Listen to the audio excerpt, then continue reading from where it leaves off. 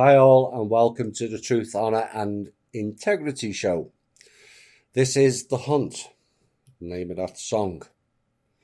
The hunt is not for the dark, but the shadows to be integrated. Within every living being, there is a light and a shadow. The shadow has the propensity to operate with and within the dark, and we at THI are the shadow hunters. As we view their world in an increasingly upside down view, where everything is ass backwards, bizarre and downright ugly, stepping back and observing becomes a necessity as things get more bizarre by the hour in their world. Now, in a week where Tank says we are bringing the world together for those who are wishing to save the world, but we have drawn a line on one group who have an alternative agenda, which is suggestive that the THI group is not about changing the world, and also in a week where listeners who questioned the security of the app based on Tank and Kim's own words, that questioning by people with genuine concerns has now deemed us all at THI, and in some cases Life Force members, as, quote, rogue elements, unquote. All in his own words. But since when has asking genuine questions and supplying ideas for their group, plus discourse from some of our members to help them, is that deemed as rogue elements? The irony of a former RV guy and drug-pushing salesman accusing good people of being rogue elements is not lost on me. This is not the way forward for a genuine news channel formed by the people, and currently, whilst promoting and stating extraordinary things, it is all too similar to the mainstream media of divide and conquer.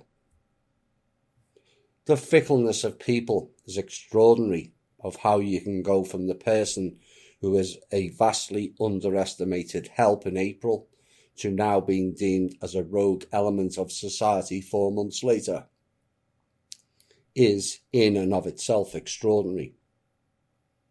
People in their group, not ours, complaining of comments being deleted and questions being ignored, has zero to do with me, but I'm not sure how any group can progress in that manner. It's all too predictable and all very disappointing in equal measure. Jackass Awards this week go to several people and bodies. Following the announcements from the World Health Organization, more better known as the World Horror Organization, that the COVID-19 pandemic may be around for 2 more years, unlike the World Horror Organization, whilst creating a 53-page document issued on how to respond to vocal vaccine deniers. I guess they're losing the narrative.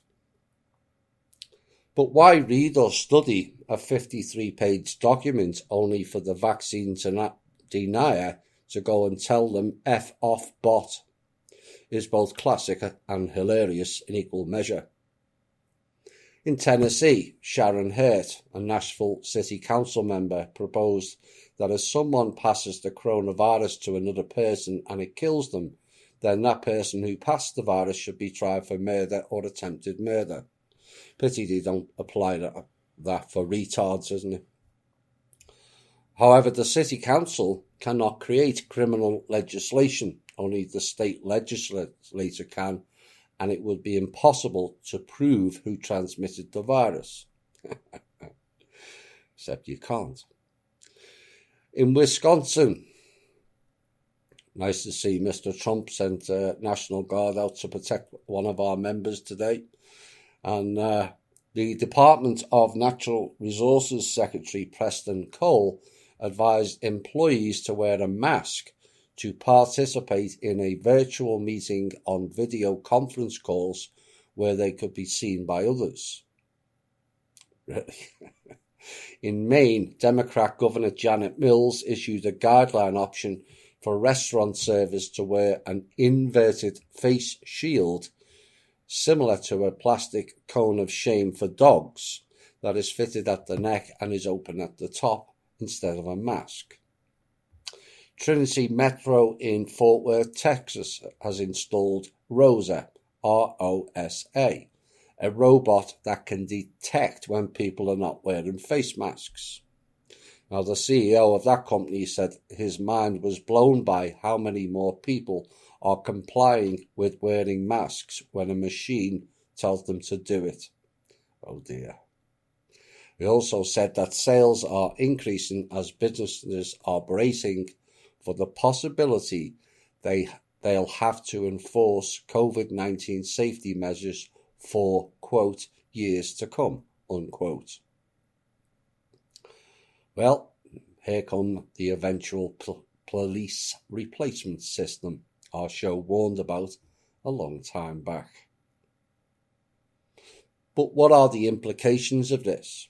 Can you knock over the bot and tell it to shut up?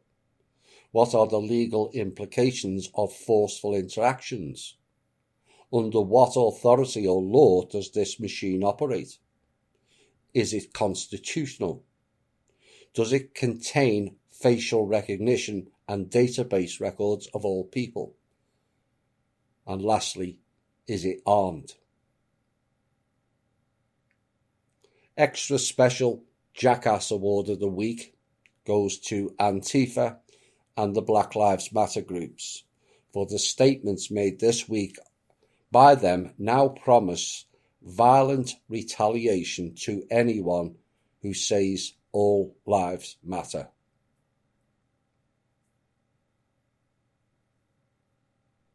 All lives matter. They always did.